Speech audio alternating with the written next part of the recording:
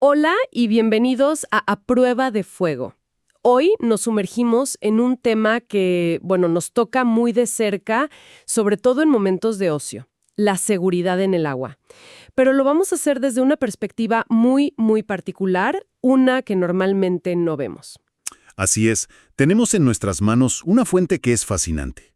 Es el Manual de Formación del Departamento de Rescate Acuático de los Bomberos Voluntarios de Jesús María, allá en Córdoba, Argentina. Exacto. Y no vamos a analizar todo el manual, sino que nos vamos a concentrar en el primer módulo, la introducción al rescate acuático.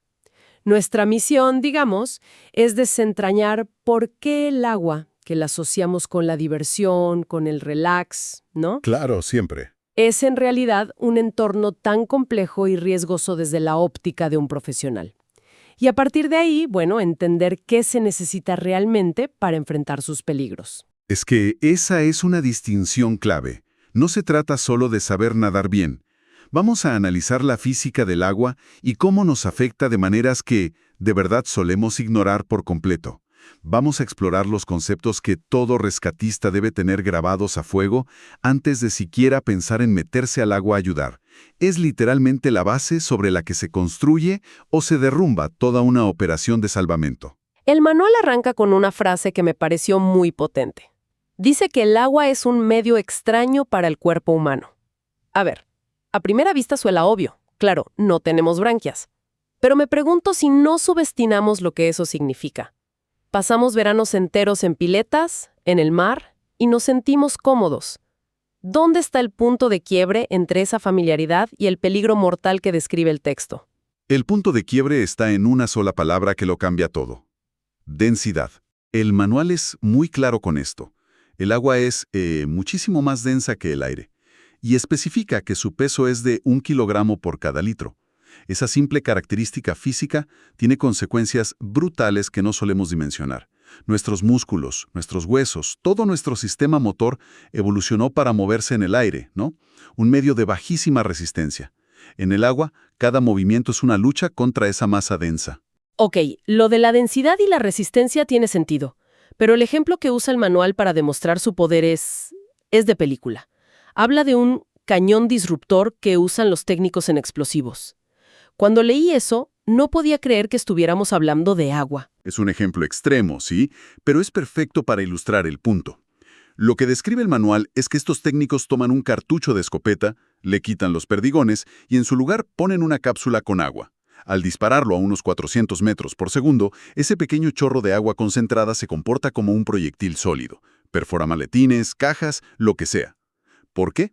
Porque a esa velocidad las moléculas de agua no tienen tiempo de apartarse. El impacto es contra una masa compacta. Para un momento. ¿Me estás diciendo que un chorro de agua puede actuar como una bala? Eso cambia por completo la percepción de una simple caída desde un puente o un acantilado. Ya no es solo un chapuzón desde muy alto. Exactamente. Esa misma física se aplica al cuerpo humano. El manual advierte que una caída desde gran altura puede ser fatal, no por el ahogamiento, sino por el impacto mismo. El cuerpo choca contra una superficie que, por su densidad, no cede. El resultado puede ser un politraumatismo severo.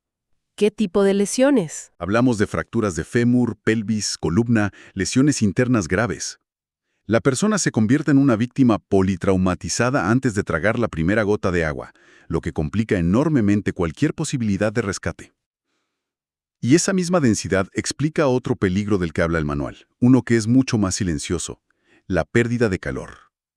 Sí, y este es un punto que nos afecta a todos, no solo en situaciones extremas. El agua es una conductora térmica increíblemente eficiente, mucho, pero mucho más que el aire. El manual establece una cifra que es alarmante. Nuestro cuerpo pierde calor 25 veces más rápido sumergido en agua que al aire libre a la misma temperatura. 25 veces. ¿Eso significa que incluso en un día de verano, con el agua a una temperatura que parece agradable? Incluso hoy, Nuestro cuerpo está librando una batalla energética para mantener su temperatura interna. por eso el manual establece una regla que me parece fundamental y, la verdad, contraintuitiva para el público general. Toda persona que ha estado en el agua tiene, en algún grado, hipotermia. ¡Wow! O sea, no es una posibilidad, es una certeza. Es una certeza. Entonces, es una presunción automática. El rescatista no pierde tiempo diagnosticando si la víctima tiene frío, sino que asume que lo tiene y actúa en consecuencia desde el primer segundo. Más que una presunción, el manual lo trata como un principio de acción. Cambia todo el protocolo. No te preguntas, ¿tendrá frío? No. Actúas para mitigar la hipotermia que sabes que ya está ocurriendo. Es un cambio de mentalidad total. Claro, prioriza la acción preventiva. Exacto, porque pensamos en la hipotermia como algo de aguas heladas, del Ártico, pero el manual deja claro que este proceso empieza mucho antes de que empecemos a temblar y afecta el juicio, la coordinación, la fuerza. Es un asesino silencioso.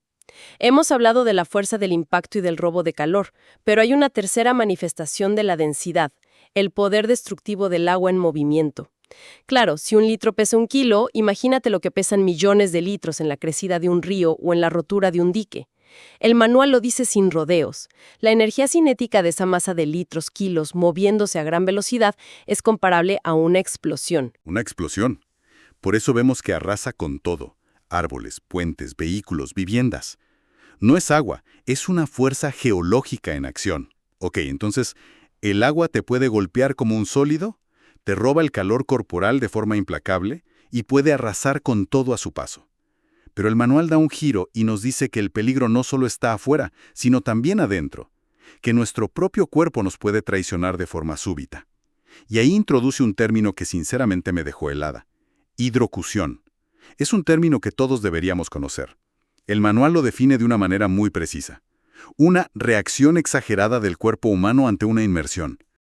Básicamente es un tipo de shock provocado por el cambio brusco de temperatura al entrar al agua. Un shock. Sí, pero lo más valioso que aporta el documento no es la definición, sino la lista de síntomas previos, las señales de alerta que emite el cuerpo antes del colapso. Y esa lista es increíble porque son síntomas que cualquiera de nosotros podría ignorar o atribuir a cualquier otra cosa. Dolor de cabeza, palidez, náuseas, picor en el cuerpo, escalofríos, Un cansancio intenso y anormal. zumbido de oídos, calambres, vértigos. Exacto. Pensé en un día de mucho calor. Después de comer, quizás tomaste algo de alcohol, estuviste al sol. Muchos de esos síntomas podrían parecer normales. El zumbido de oídos, el cansancio, las náuseas. Claro, Uno podría pensar, necesito un chapuzón para refrescarme, cuando en realidad eso sería lo peor que podría hacer. es que es la trampa perfecta. Tu cuerpo te está avisando que algo anda mal y tu instinto, condicionado por el calor, te dice que la solución es justo lo que podría matarte. Y puede ser así de rápido. Lo que sucede fisiológicamente es una reacción del nervio vago, que regula, entre otras cosas, la frecuencia cardíaca.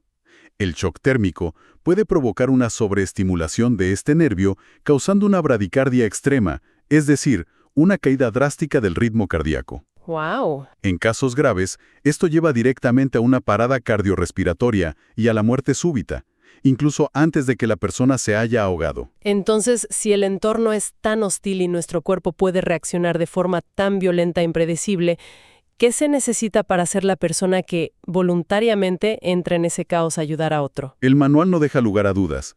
El heroísmo impulsivo no sirve. Lo resume todo en 4 pilares fundamentales. Y esto es crucial. Deja claro que el salvamento acuático es una disciplina profesional, no un acto de buena voluntad. Ser un buen nadador es apenas el punto de partida, y quizás ni siquiera lo más importante. Estos 4 pilares forman un sistema, y si uno falla, toda la estructura se viene abajo. El primero es el de los conocimientos teóricos y técnicos. Entiendo que se refiere a todo esto que venimos hablando, ¿no? Saber de densidad, de hipotermia, de hidrocución. Sí, es el porqué detrás de cada acción. Es entender que no estás luchando solo contra el agua, sino contra las leyes de la física y la fisiología. Sin este conocimiento, un rescatista podría cometer errores fatales, como subestimar el frío o no reconocer los síntomas de un shock. Claro, el conocimiento te permite leer la escena. Anticipar peligros que no son evidentes a simple vista. Luego viene el segundo pilar, los procedimientos planificados y entrenados. Esto me suena a que la idea es eliminar la improvisación, ¿verdad? Sacar de la ecuación el a mí me parece que. Totalmente. El rescate no es un acto creativo. Es la ejecución metódica de protocolos que han sido ensayados cientos, miles de veces, hasta que se vuelven una segunda naturaleza. Bajo el estrés extremo de ver una vida en peligro, el cerebro humano tiende a tomar atajos, a reaccionar de forma impulsiva. Y el procedimiento anula eso. Exacto. Los procedimientos están diseñados para anular ese instinto y reemplazarlo con una secuencia de acciones probada, segura y eficiente. El procedimiento es lo que te mantiene a vos y a la víctima a salvo cuando todo alrededor es caos. El tercer pilar es el más obvio, pero no por eso menos importante, el acondicionamiento físico. Claro, pero hay que entender qué significa acondicionamiento físico en este contexto. No es solo ser fuerte o tener resistencia para correr una maratón. Es una capacidad física específica para el medio acuático. Adaptada al desafío. Justamente, es tener la fuerza para nadar contra una corriente arrastrando el peso de otra persona, la resistencia para soportar el frío y la potencia para ejecutar técnicas de salvamento que requieren un esfuerzo enorme. Tu cuerpo es tu principal herramienta de trabajo y tiene que estar a la altura. Y llegamos al cuarto, el que el manual sugiere que es quizá el más complejo de todos, la preparación psicológica. De estos 4 me da la sensación de que este es el que sostiene a todos los demás. No bastaría con el entrenamiento y el físico para sentirse seguro. No, para nada, porque el pánico es contagioso. El manual no lo dice con estas palabras, pero lo insinúa. Un rescatista que pierde la calma no solo pone en riesgo su propia vida, sino que puede transferir ese pánico a la víctima, que pasará de estar asustada a estar absolutamente aterrorizada y fuera de control. Ah, claro. La preparación psicológica es la capacidad de mantener la mente clara, de tomar decisiones lógicas y de seguir los procedimientos cuando tu adrenalina está por las nubes y tu instinto de supervivencia te grita que escapes. Entonces, si la mente falla, el físico no responde de forma coordinada y los procedimientos se olvidan. Todo se desmorona. Ahí está la clave de la interconexión. Imagínate un rescatista increíblemente fuerte y que se sabe todos los manuales de memoria. Si al momento de la verdad el miedo lo paraliza o lo lleva a tomar una decisión impulsiva, ni su fuerza ni su conocimiento sirven para nada. Es el sistema operativo. Exacto. El pilar psicológico es el sistema operativo que permite que el hardware, que es el cuerpo, y el software, que son los conocimientos y procedimientos, funcionen correctamente bajo presión extrema. Es el eslabón más difícil de forjar y a la vez el más crítico. Lo que nos deja una imagen muy clara. El rescatista no es un héroe de película que se lanza al agua sin pensar. Es un profesional que ha construido metódicamente estos 4 pilares para poder operar en uno de los entornos más hostiles que existen. Es la diferencia entre un acto de valentía y un acto de profesionalismo. La valentía puede llevar a tener 2 víctimas en lugar de una. El profesionalismo, basado en estos 4 pilares, es lo que maximiza las chances de que haya un sobreviviente. Haciendo un resumen de este primer módulo del manual, nos llevamos 3 ideas muy claras. Primero, que la densidad del agua es el origen de casi todos sus peligros. Convierte el impacto en un golpe sólido, nos roba el calor corporal a una velocidad alarmante. Y le da al agua en movimiento una fuerza destructiva descomunal. Segundo, que el peligro también viene de adentro. Nuestro cuerpo puede reaccionar de forma súbita y fatal a través de la hidrocución, y que hay síntomas de alerta, como un simple dolor de cabeza o un cansancio anormal, a los que debemos prestarles muchísima atención. Absolutamente. Y tercero, que para enfrentar todo eso, el profesionalismo de un rescatista se apoya en 4 pilares que no pueden separarse. El conocimiento teórico, los procedimientos entrenados, una condición física específica y, sobre todo, una fortaleza psicológica a toda prueba. Y para terminar, hay una reflexión que se desprende de toda la lectura. El manual, como muchos textos de primera respuesta, insiste una y otra vez en un principio fundamental: la seguridad de la escena y la seguridad del propio rescatista. El objetivo, dice el texto, es evitar que quien presta asistencia se convierta en una víctima más. No sumar un problema al problema que ya existe. Exacto. Y esto nos deja una pregunta que va mucho más allá del rescate acuático y que podemos aplicar a cualquier crisis en nuestra vida.